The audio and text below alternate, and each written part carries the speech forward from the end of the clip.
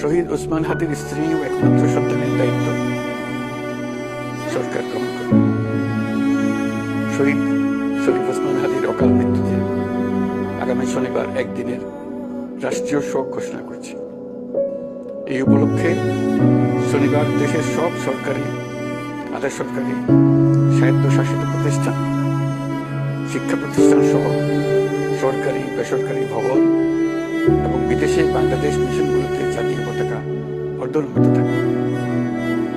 একই সাথে আগামীকাল শুক্রবার বা জুমা দেশের প্রতিটি মসজিদে শহীদ ওসমান হাদির রুহের মাগফিরাত কামনায় বিশেষ দোয়া ও মোনাজাতের আয়োজন করা হবে। আপনারা যাতে শহীদ হন, অন্যান্য ধর্মের উপাসনালয়গুলোতেও আয়োজন হবে বিশেষ প্রার্থনা। আমি বিশেষ কৃতজ্ঞতা জানাই সিঙ্গাপুর সরকারের প্রতি, যারা হাদির চিকিৎসায় অত্যন্ত আন্তরিকতা ও পেশাদারিত্ব দেখিয়েছেন।